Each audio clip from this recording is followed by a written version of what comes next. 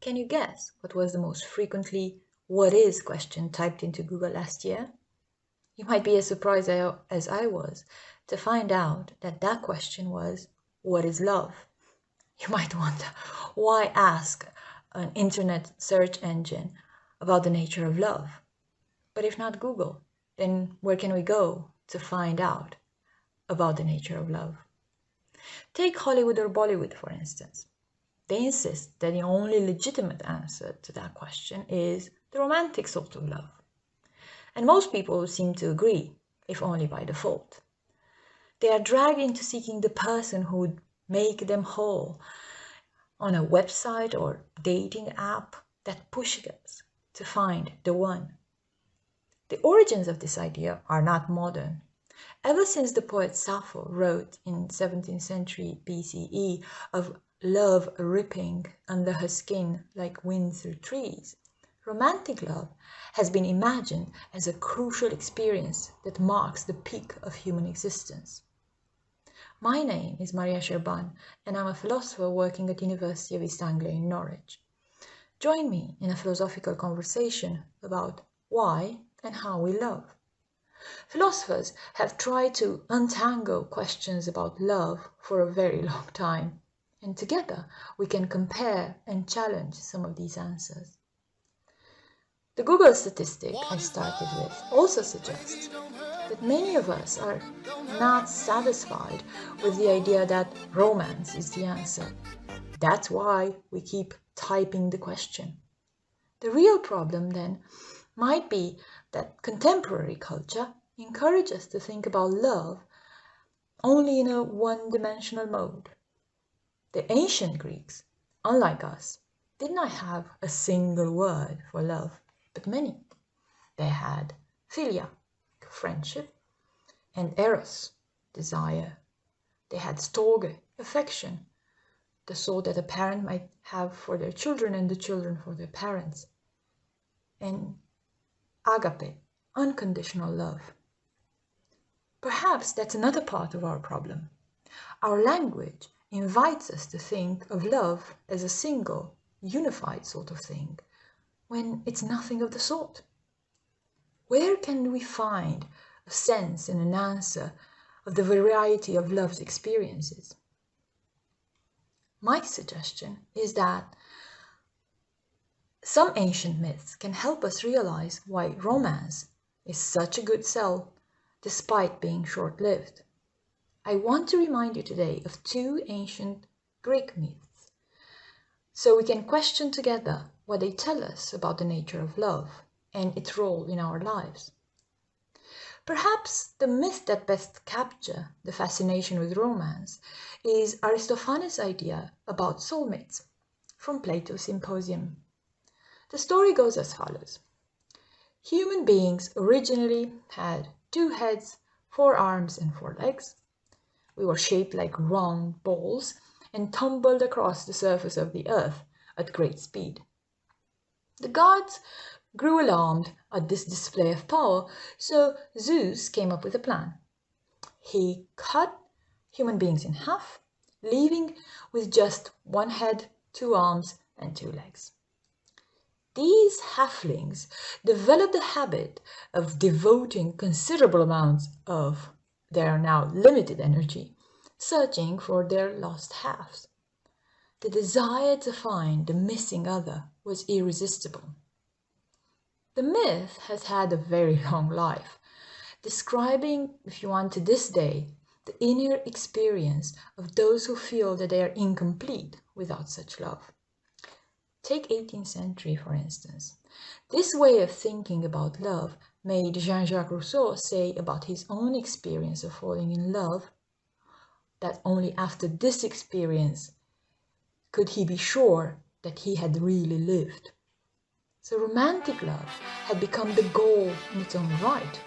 It matters not who you fall in love with, so long as you have fallen in love.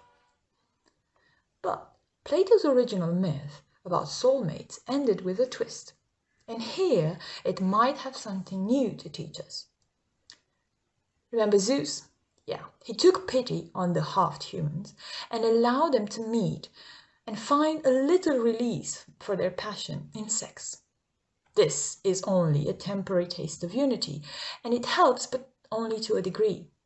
So, when Hephaestus, the god of craftsmanship, passes by and promises the couples a wish, these tragic figures speak in a unified voice. Weld us together, they cry. Melt us one into the other. Hephaestus obliges. The two become one. And the new situation reveals another way in which loves get stuck. Glued together, gazing only into each other's eyes, the lovers lose touch with the rest of life. As Freud suggested, this sort of love can be nurturing, but can equally be claustrophobic and alienating. And Aristophanes' tale suggests it must be overcome, transcended. The question is, how?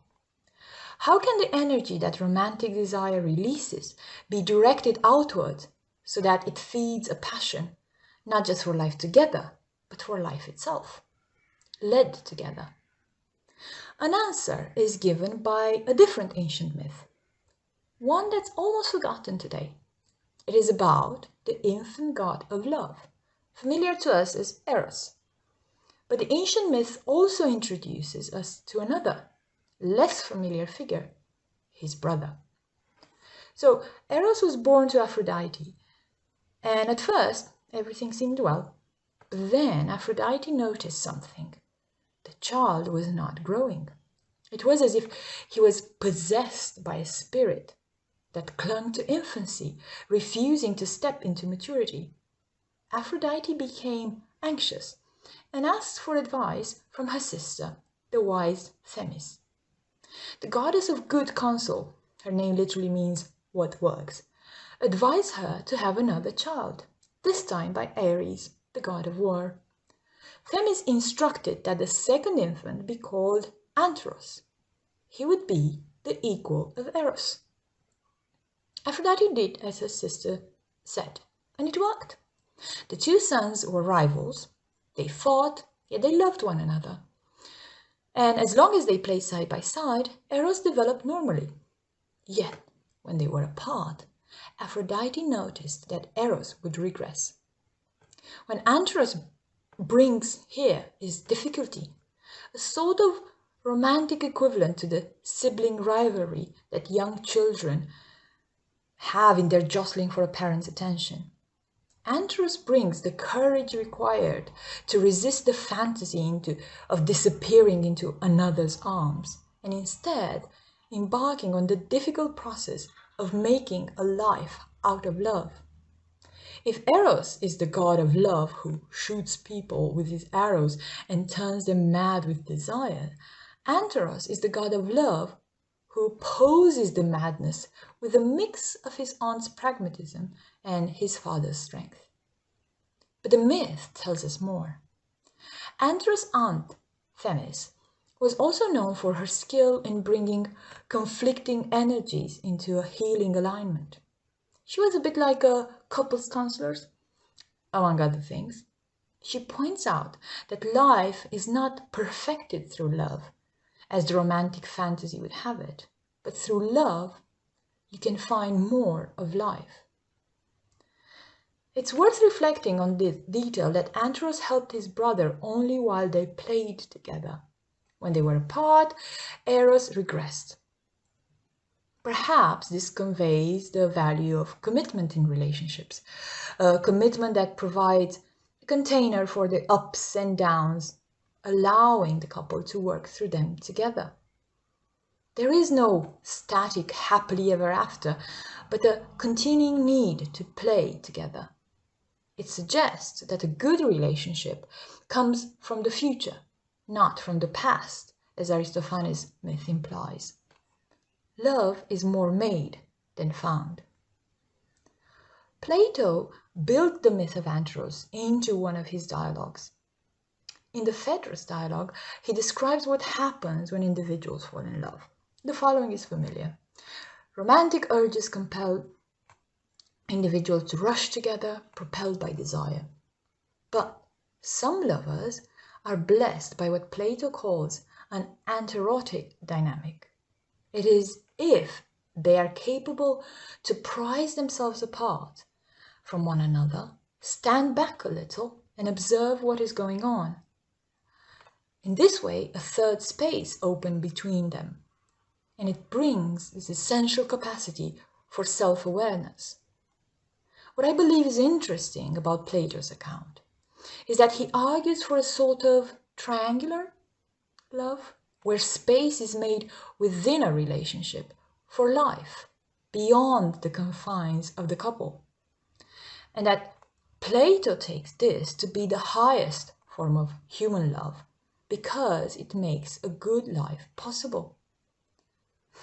I hope I made you curious enough about how these old philosophical ideas can be made relevant for all of us living today, and that we will continue together this philosophical exploration into the timeless subject of love.